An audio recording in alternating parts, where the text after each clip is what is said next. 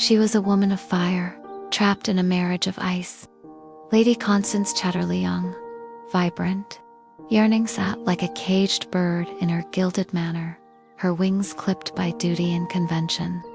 Sir Clifford, her husband, was a man of intellect and title, but paralyzed from the waist down by the cruel hand of war. He ruled his estate from a wheelchair, his touch as cold as the marble floors beneath them. Connie watched the world through leaded glass, her body withering, her soul screaming for something more.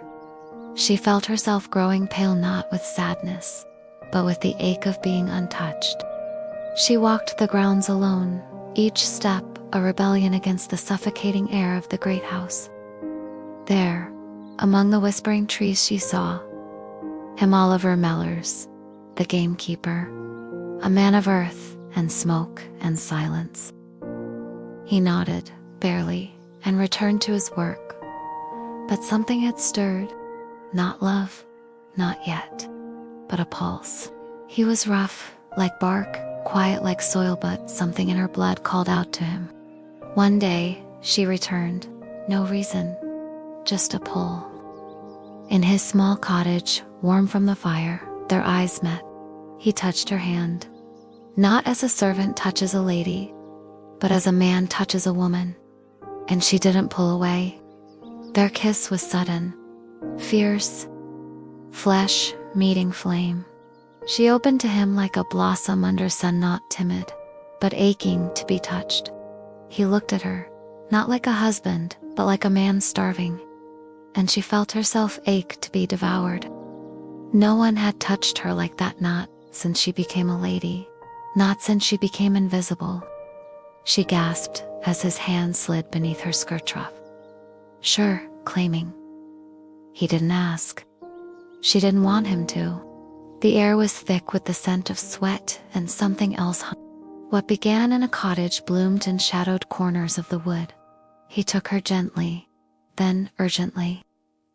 Then, like something ancient had awakened in them both. In the rain, naked and laughing, they lay tangled in wet grass. Thunder echoed. His body moved inside hers, not in haste, but with a rhythm as old as the earth itself. The rain ran down their bare skin like fingertips. She arched into him, lightning in her veins. They moved together in the wet grass, like animals, like lovers, like something ancient and wild.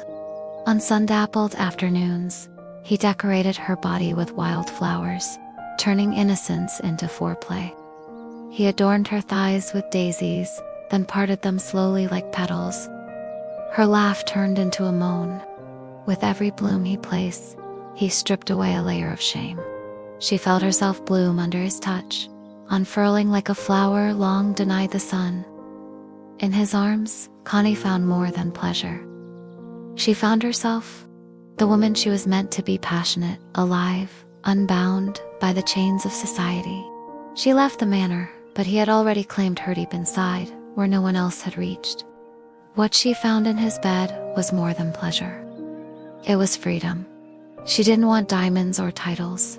She wanted his hands, his sweat, his mouth. She wanted the raw, honest touch of a man who saw her truly, saw her not as Lady Chatterley, but as Connie, a woman of flesh and blood and desire. In choosing Mellors, she chose herself. She chose life over duty, passion over propriety. She chose to be touched, to be wanted, to be alive.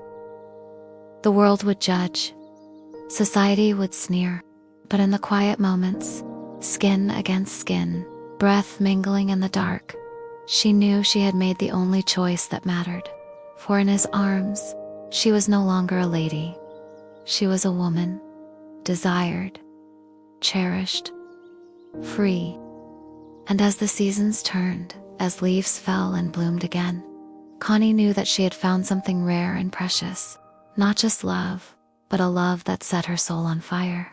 In the end, she walked away from everything she had known: title, wealth, respectability. But with every step, she walked towards herself, towards a life lived fully, passionately, without regret.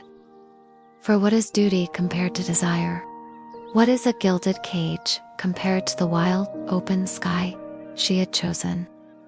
And in that choice, Lady Chatterley became simply canny a woman who dared to reach for her own happiness. Consequences be damned.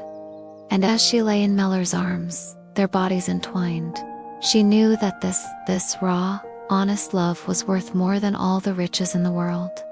For she had found her truth in his touch, in his eyes, in the way he saw her not as a lady, but as a woman, whole, complete, alive. And in that truth, she was finally, gloriously free.